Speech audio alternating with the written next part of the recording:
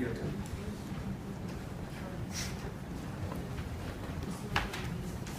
Before I start, it has really been a pleasure for me. The dons of CSR are sitting right next to me, and I'm just a little child. And I see the eyes looking at me because everyone is hungry to wake me up.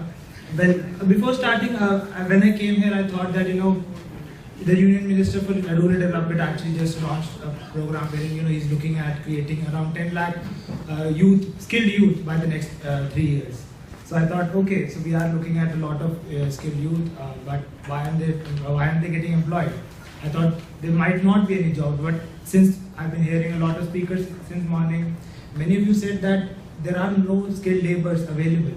So somewhere I believe that there's a mismatch between the placement and the where the programs are being implemented.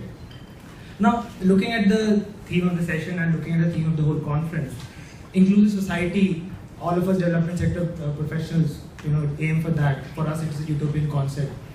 But since the time we have achieved independence, a lot of players have been looking at it. The government majorly took upon the task of creating a lot of infrastructure. That was a major task because everything was shattered. Then came the time of globalization, and a lot of private players came in and they took on in charge of development sector. A lot of corporate communication games started appearing, and we were like, okay, so this is what development sector is all about.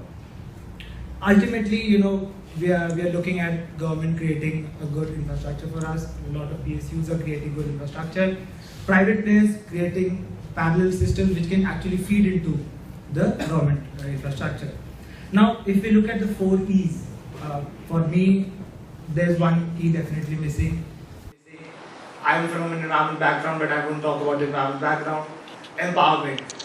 Education, if ultimately leads to empowerment, we can always look at creation. Mr. Sharma already mentioned it. We can look at either creation of entrepreneurs, or we can either look at creation of employability. Now, employability necessarily does not mean employment for us. We have already understood that. Now, if I just look at some examples where some of the large corporates, one of the tech giants actually went into the rural India, and they decided to set up a rural BPO. They trained the local professionals, the local youth of the area. What they did was they empowered them in IT-enabled technology. They set up a rural BPO, and then they moved out. But was it really? My question is, was it really necessary? Why couldn't they have just introduced an IT-enabled sector wherein agriculture can be promoted? Something like that, maybe they could have figured out. But also, we have to look at one aspect wherein a lot of global MNCs, when they come into India, they come with the baggage of their global policies. Policies are being framed in mid-Europe, and they have to implement the same policies in India. In India, we talk a lot about how the diversity changes, how every 150 kilometers languages change, how every 150 kilometers physical appearances also change, and sometimes food also changes. It does not suit many people. But if in such a diverse country, how can we think that a global policy which is actually being designed somewhere far away can be implemented in India? That is where I feel that maybe the role of the local players. Here I'm talking about civil society organizations. We do raise our eyebrows when we talk about civil society organizations, but we can listen to them because these are the guys who are actually implementing, who know the problems on ground. Why not consult them while creating a policy? Why not consult them while creating a strategic CSR plan? We all like to show that we have done very good work. We'd like to show numbers.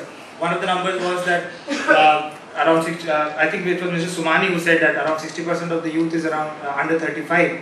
Now, another projection is that this 60% population will have around 4 times the population dependent on them.